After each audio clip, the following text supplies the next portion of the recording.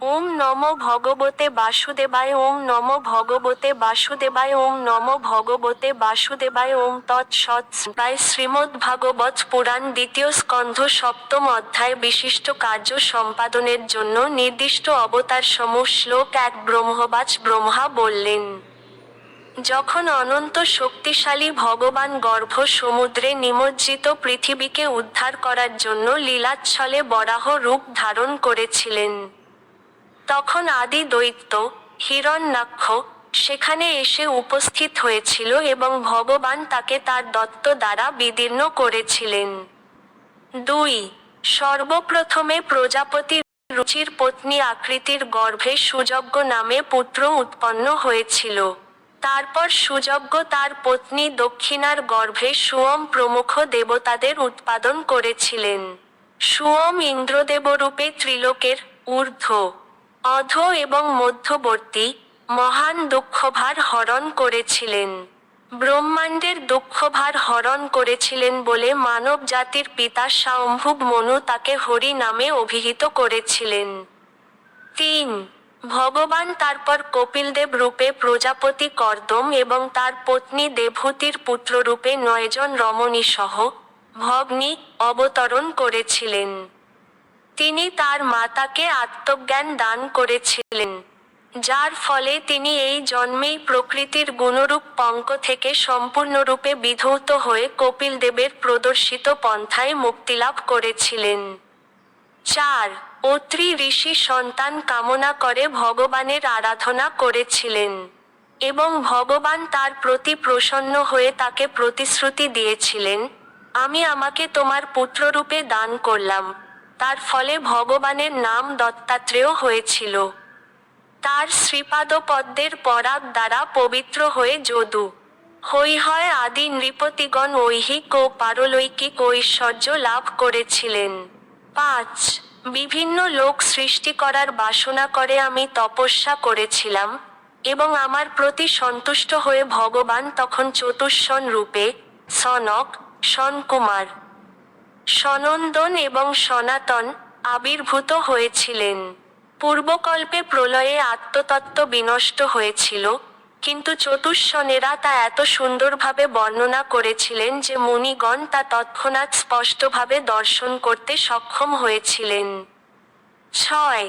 তপশ্চর্যা এবং কৃচ্ছ সাধনের নিজস্ব পন্থা প্রদর্শনের জন্য তিনি ধর্মের পত্নী এবং দক্ষের কন্যা মূর্তির গর্ভে নর এবং নারায়ণ এই দ্বিবিধ স্বরূপে জন্মগ্রহণ করেছিলেন। কামদেবের সঙ্গিনী অপ্সরাগণ তার তপস্যা ভঙ্গ করতে এসে যখন দেখল যে তাদের মতো বহু সুন্দরীগণ তার দেহ থেকে নির্গত হচ্ছে, তখন তারা বিফল মনোরথ হয়েছিল। 7. শিবের মতো মহাবলবান ব্যক্তিরা তাদের রোষযুক্ত দৃষ্টির দ্বারা কামকে দগ্ধ করতে পারেন, কিন্তু তাদের নিজেদের ক্রোধের প্রভাব থেকে মুক্ত হতে পারেন না। কিন্তু ক্রোধের অতীত ভগবানের অমল অন্তঃকরণে ক্রোধ কখনো প্রবেশ করতে পারে না, অতএব তার মনে কিভাবে কাম আশ্রয় গ্রহণ করবে? 8. রাজার সমক্ষে ধ্রুব বিমাতার বাক্যবাণে জর্জরিত হয়ে অপমানিত বোধ করেছিলেন এবং বালক হওয়া সত্ত্বেও কঠোর তপস্যা করার জন্য বনে গমন করেছিলেন। ভগবান তখন ধ্রুবের প্রতি প্রসন্ন হয়ে তাকে ধ্রুবলোক প্রদান করেন। উপরিস্থিত এবং অধস্থিত মহর্ষিগণ যার স্তব করে থাকেন। 9. মহারাজ বেন উৎপথগামী হয়েছিল এবং তখন ব্রাহ্মণদের বজ্রকঠোর শাপবাক্যে তার পৌরুষ ও ঐশ্বর্য দগ্ধ। সে নরকে পতিত হতে থাকলে ব্রাহ্মণদের প্রার্থনায় এবং তাকে পরিত্রাণ করার জন্য ভগবান পৃথু অবতারে তার পুত্রত্ব স্বীকার করেন এবং সর্বপ্রকার শস্য পৃথিবী থেকে দহন করেন। 10. মহারাজ নাভি এবং তার পত্নী সুদেবীর পুত্ররূপে ভগবান আবির্ভূত হয়ে ঋষভদেব নামে পরিচিতি লাভ করেন। তিনি মনের সাম্যভাব লাভের জন্য জড় যোগ অনুশীলন করেছিলেন। এই অবস্থাকে পারমহংসপদ বা মুক্তির চরম সিদ্ধ অবস্থা বলে মনে করা হয়, যে স্তরে জীব তার স্বরূপে অবস্থিত হয়ে পূর্ণরূপে প্রশান্ত চিত্ত হয়। 11. ভগবান আমার, ব্রহ্মার অনুষ্ঠিত যজ্ঞে হয়গ্রীব অবতার রূপে প্রকট হয়েছিলেন। তিনি সাক্ষাৎ যজ্ঞ এবং তার অঙ্গকান্তি সুবর্ণ স্বরূপ। তিনি সাক্ষাৎ বেদ এবং সমস্ত দেবতাদের পরমাত্মা। যখন তিনি শ্বাস গ্রহণ করেছিলেন, তখন তার নাসারন্ধ্র থেকে সমস্ত মধুর বৈদিক স্তোত্র ধ্বনিত হয়েছিল। 12 কল্পান্তে সত্যব্রত নামক ভাবী বৈবস্বত মনু দেখতে পাবেন যে মৎস্যাবতার রূপে ভগবান পৃথিবী পর্যন্ত সর্বপ্রকার জীবাত্মাদের আশ্রয়ে। কেননা কল্পান্তে প্রলয় বাড়ির ভয়ে ভীত হয়ে বেদ সমূহ আমার, ব্রহ্মার মুখ থেকে নির্গত হয়, এবং ভগবান তখন সেই বিশাল জল রাশি দর্শন করে উৎফুল্ল হন এবং বেদসমূহকে রক্ষা করেন। 13 আদিদেব ভগবান কুর্মরূপ ধারণ করে অমৃত লাভের জন্য ক্ষীর সমুদ্র মন্থনকারী দেবতা ও দানবদের মন্থনদণ্ডস্বরূপ মন্দর পর্বত পৃষ্ঠে ধারণ করেছিলেন। সেই পর্বতের ঘূর্ণনের ফলে অর্ধনিদ্রিত অবস্থায় ভগবান কণ্ডয়ন সুখ অনুভব করেছিলেন। 14 পরমেশ্বর ভগবান দেবতাদের মহাভয় দূর করার জন্য ভয়ঙ্কর ভ্রুকুটি দত্ত ও ভীষণ বদনযুক্ত নৃসিংহরূপ ধারণপূর্বক গদা হস্তে আক্রমণকারী দৈত্যরাজকে, হিরণ্যকশিপুকে, তার উরুদেশে স্থাপন করে নখ দ্বারা তার বক্ষস্থল বিদীর্ণ করেছিলেন। 15 অধিক বলশালী কুমির যখন জলের মধ্যে যূথপতি গজরাজের পদ ধারণ করে, তখন সেই গজরাজ অত্যন্ত কাতর হয়ে তার শুণ্ডের দ্বারা একটি পদ্ম ধারণ করে ভগবানকে সম্বোধন করে বলেছিল, হে আদি পুরুষ, আপনি সমস্ত ব্রহ্মাণ্ডের পতি, হে পরিত্রাণকারী, আপনি তীর্থক্ষেত্রের মতো বিখ্যাত। আপনার দিব্য নাম স্মরণ করা মাত্রই সকলে পবিত্র হয়, তাই আপনার নাম কীর্তনীয়। 16 চক্রপাণি শ্রীহরি সেই শরণার্থী গজরাজের আর্তনাদ শ্রবণ করে পক্ষীরাজ গরুড়ের পৃষ্ঠে আরোহণপূর্বক তার চক্রের দ্বারা কুমিরের বদন দ্বিখণ্ডিত করেছিলেন এবং কৃপাপূর্বক গজরাজের সুর ধরে তাকে কুমিরের মুখ থেকে উদ্ধার করেছিলেন। 17 গুণাতীত ভগবান অদিতি পুত্র আদিত্যদের মধ্যে বয়সে সর্বকনিষ্ঠ হলেও গুণে সর্বাপেক্ষা শ্রেষ্ঠ ছিলেন।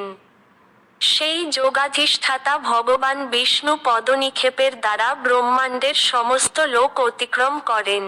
ত্রিপাদ ভূমি ভিক্ষা করার ছলে তিনি বামনরূপে বলি মহারাজের অধিকৃত সমগ্র ভুবন অধিগ্রহণ করেছিলেন। তিনি ভিক্ষার ছলে তা গ্রহণ করেছিলেন। কেননা নিগ্রহ এবং অনুগ্রহ করতে সমর্থ জনেরা সবকিছু করতে পারলেও যাচা ব্যতিরেকে সৎপথচারী ব্যক্তিকে ঐশ্বর্যভ্রষ্ট করা তাদেরও কর্তব্য নয়। 2রা জুলাই 1718 বলি মহারাজ, যিনি তার মস্তকে ভগবানের পদধৌত জল ধারণ করেছিলেন, তার গুরুর নিষেধ সত্ত্বেও তিনি তার প্রতিশ্রুতি ব্যতীত অন্য আর কিছু চিন্তা করেননি। ভগবানের তৃতীয় চরণ রাখবার জন্য তিনি তার দেহ নিবেদন করেছিলেন। এই প্রকার ব্যক্তির কাছে স্বর্গরাজ্য মূল্যহীন, যা তিনি স্বীয় বলের দ্বারা অধিকার করেছিলেন।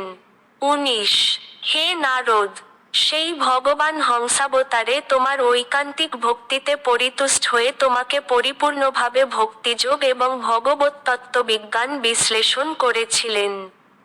বাসুদেবের ঐকান্তিক ভক্তরাই কেবল সেই জ্ঞান হৃদয়ঙ্গম করতে পারেন।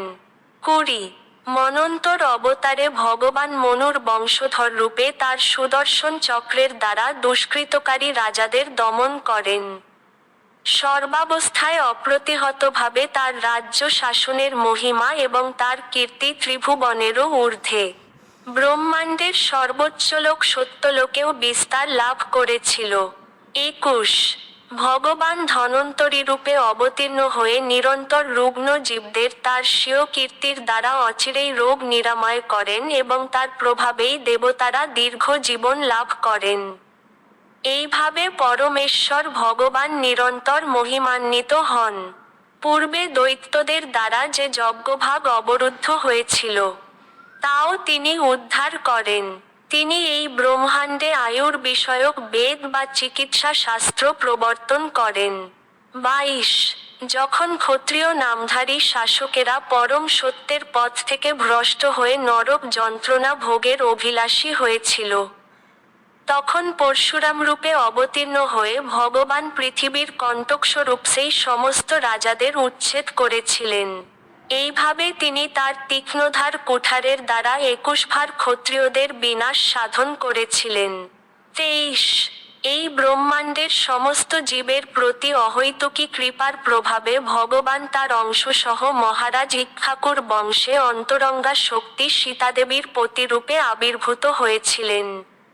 তার পিতা মহারাজ দশরথের আজ্ঞানুসারে তিনি তার পত্নী এবং কনিষ্ঠ ভ্রাতাসহ বনে গমন করেছিলেন এবং দীর্ঘকাল সেখানে বসবাস করেছিলেন। অত্যন্ত শক্তিশালী দশমুণ্ড রাবণ তার প্রতি মহা অপরাধ করেছিল এবং তার ফলে চরমে সে বিনাশপ্রাপ্ত হয়েছিল। 24 পরমেশ্বর ভগবান শ্রীরামচন্দ্র তার প্রিয়তমা সীতার বিরহে ব্যথিত হয়ে ত্রিপুর দগ্ধ করতে ইচ্ছুক মহাদেবের মতো ক্রোধে আরক্তিম নয়নে রাবণের নগরী লঙ্কার প্রতি দৃষ্টিপাত করেছিলেন। তখন সমুদ্র ভয়ে কম্পমান হয়ে তাকে পথ প্রদান করেছিলেন, কেননা তার আত্মীয় স্বজন জলচর মকর, সর্প, কুমির প্রভৃতি ভগবানের ক্রোধাগ্নির তাপে দগ্ধ হচ্ছিল। 25 রাবণ যখন যুদ্ধ করছিল তখন তার বক্ষস্থলের সঙ্গে সংঘর্ষ হওয়ার ফলে দেবরাজ ইন্দ্রের বাহন ঐরাবত হস্তির দন্তরাজি ভগ্ন হয়েছিল এবং তাদের ভগ্ন অংশসমূহ ইতস্তত বিক্ষিপ্ত হওয়ায় দিকসমূহ আলোকিত হয়েছিল। রাবণ তখন তার শক্তির গর্বে গর্বিত হয়ে উভয় পক্ষের সৈন্যদের মধ্যে অট্টহাস্য করতে করতে বিচরণ করেছিল।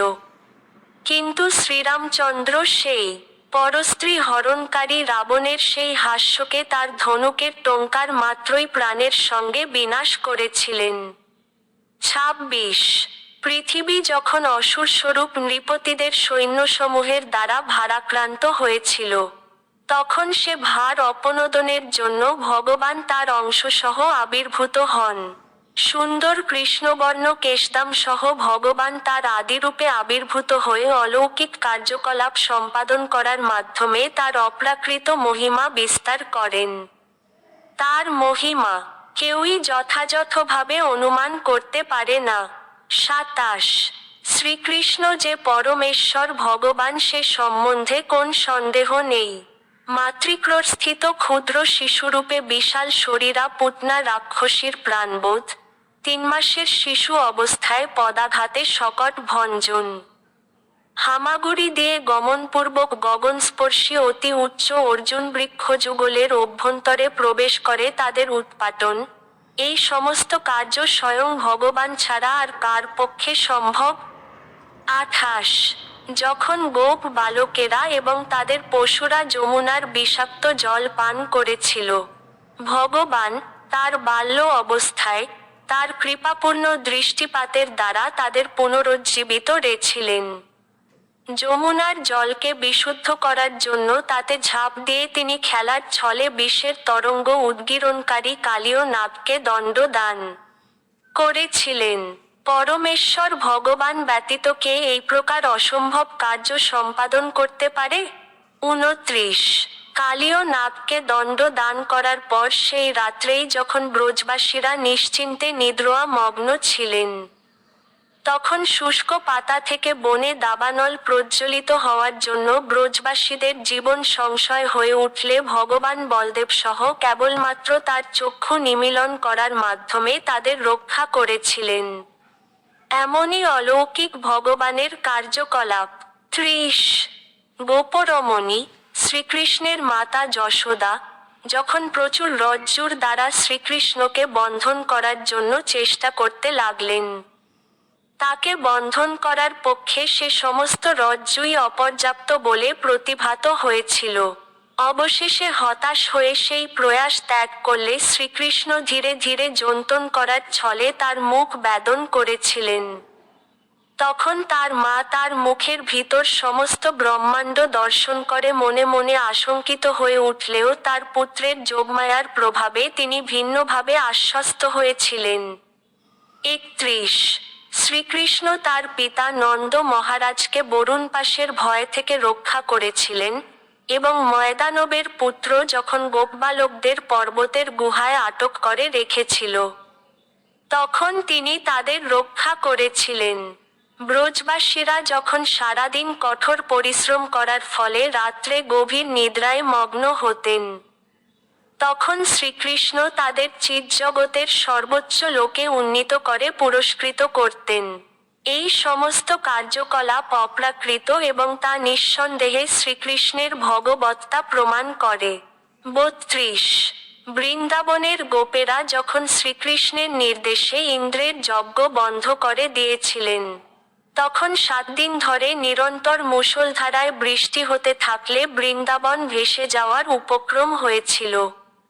ব্রজবাসীদের প্রতি তার অহৈতুকী কৃপার প্রভাবে শ্রীকৃষ্ণ তখন 7 বছর বয়স্ক বালক হওয়া সত্ত্বেও বর্জ্য পশুদের রক্ষা করার জন্য গোবর্ধন পর্বতকে 7 দিন একটি ছাতার মতো এক হাতে ধারণ করেছিলেন। 33 ভগবান যখন শুভ্র চন্দ্রকিরণে উদ্ভাসিত নিশীতে বৃন্দাবনের বনে মধুর সঙ্গীতের দ্বারা ব্রজবধূদের কাম্পীরা উদ্দীপিত করে রাসনৃত্য করতে উন্মুখ হবেন, তখন ধনাঢ্য কুবেরের অনুচর শঙ্খচূড় নামক দৈত্য সেই ব্রজরমণীদের হরণ করবে এবং ভগবান শ্রীকৃষ্ণ তখন তার ধর থেকে মস্তকটি ছেদন করবেন।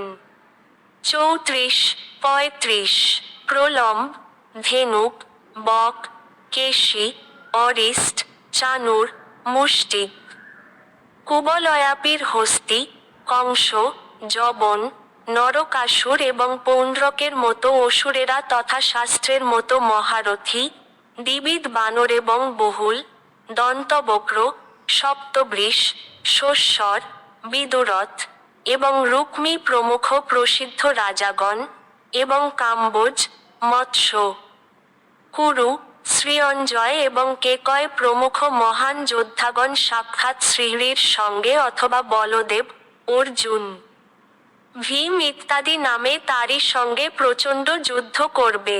এইভাবে নিহত হওয়ার ফলে এই সমস্ত অসুরেরা নির্বিশেষ ব্রহ্মজ্যোতি প্রাপ্ত হবে অথবা বৈকুণ্ঠলোকে ভগবানের স্বীয় ধাম প্রাপ্ত হবে। 36 কালক্রমে মানুষেরা যখন সংকুচিত বুদ্ধি এবং অল্প আয়ুসম্পন্ন হবে, তখন তাদের পক্ষে বৈদিক জ্ঞান হৃদয়ঙ্গম করা কঠিন হবে বলে বিবেচনা করে ভগবান সত্যবতীর পুত্র ব্যাসদেব রূপে আবির্ভূত হয়ে যুগের পরিস্থিতি অনুসারে বেদরূপী কল্পবৃক্ষকে বিভিন্ন শাখায় বিভক্ত করবেন। 37 নাস্তিক অসুরেরা বৈদিক বিজ্ঞানে অত্যন্ত দক্ষ হয়ে মহাবিজ্ঞানী ময়দানব কর্তৃক নির্মিত মহাকাশযানে চড়ে গগনমার্গে অদৃশ্যভাবে বিচরণ করবে। তখন তাদের মোহাচ্ছন্ন করার জন্য অত্যন্ত আকর্ষণীয় বুদ্ধ রূপে আবির্ভূত হয়ে তিনি উপধর্ম প্রচার করবেন। 38 তারপর কলিযুগের শেষে যখন তথাকথিত সাধু এবং উচ্চতর 3 বর্ণের সম্ভ্রান্ত ব্যক্তিদের গৃহেও ভগবানের কথা আলোচনা হবে না এবং যখন রাষ্ট্রের শাসন ব্যবস্থা জনসাধারণ কর্তৃক নির্বাচিত শূদ্র অথবা তার থেকেও নিকৃষ্ট স্তরের মানুষদের হাতে ন্যস্ত হবে, এবং যখন সাহা, সধা, বশট ইত্যাদি বৈদিক মন্ত্র আর শোনা যাবে না, তখন ভগবান পরম দণ্ডদাতা রূপে আবির্ভূত হবেন। 39 সৃষ্টির প্রারম্ভে তপস্যা, আমি, ব্রহ্মা এবং প্রজাপতিগণ, তারপর স্থিতি সময়ে শ্রীবিষ্ণু, নিয়ন্ত্রণের ক্ষমতা সমন্বিত দেবতাগণ এবং বিভিন্ন লোকের রাজাগণ, এবং সংহারকালে অধর্ম, রুদ্র এবং ক্রোধী নাস্তিক ইত্যাদি এরা সকলেই বহু শক্তিধারী ভগবানের শক্তির বিভিন্ন প্রতিনিধি। 40 শ্রীবিষ্ণুর পরাক্রমকে সম্পূর্ণরূপে বর্ণনা করতে পারে?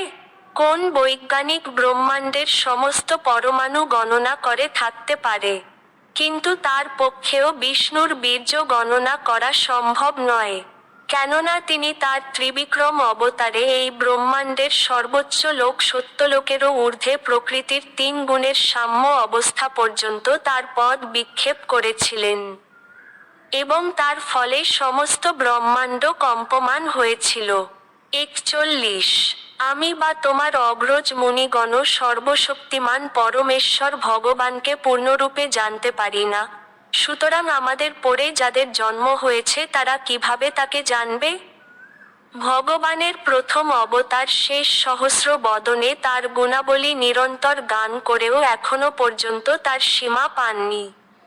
42 যারা নিষ্কপটে পরমেশ্বর ভগবানের শরণাগত হয়েছেন, তারা ভগবানের বিশেষ কৃপার প্রভাবে দুস্তর ভব সমুদ্র উত্তীর্ণ হতে পারেন এবং ভগবানকে জানতে পারেন। যারা কুকুর শৃগালের ভক্ষ এই জড় দেহটির প্রতি আসক্ত, তারা কখনোই তা পারে কিন্তু না। 43 হতে 45 হে নারদ, যদিও ভগবানের শক্তি অজ্ঞেয় এবং অপরিমেয়, তথাপি তার শরণাগত হওয়ার ফলে আমরা জানি কিভাবে তিনি তার যোগমায়ার দ্বারা কার্য করেন। এইভাবে ভগবানের শক্তি তুমি, ভগবান শিব, দৈত্য শ্রেষ্ঠ প্রহ্লাদ, স্বয়ম্ভুব মনু, তার পত্নী শতরূপা, মনু সন্তান প্রিয়ব্রত, উত্তানপাদ, আকৃতি, দেবহূতি ও প্রসূতি, প্রাচীন বহির, ঋভু, বেনের পিতা অঙ্গ, মহারাজ ধ্রুব, ইক্ষ্বাকু, ওইল, মুচুকুন্দ, মহারাজ জনক, গাধি, রঘু, অম্বরীশ, সগর, গয়, নাহুস, মান্ধাতা, অলোক, শতধনু, অনু, রন্তিদেব, ভীষ্ম, বলি, অমূর্তরয়, দিলীপ, সৌভ্রী, উতঙ্ক, শিবি, দেবল, পিপ্লাদ, সারস্বত, উদ্ধব, পরাশর, ভূরিসেন, বিভীষণ, হনুমান, সুখদেব গোস্বামী, অর্জুন, অরিষ্ট সেন, বিদুর, শ্রুতদেব ইত্যাদি ব্যক্তিরা অবগত আছেন।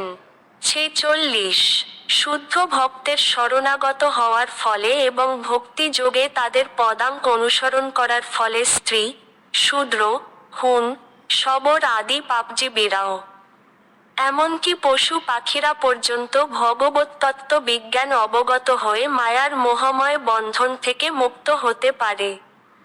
47 রুক্ষ উপলব্ধি শোকরহিত অসীম আনন্দে পূর্ণ, তা অবশ্যই পরম পুরুষ ভগবানের পরম পদ।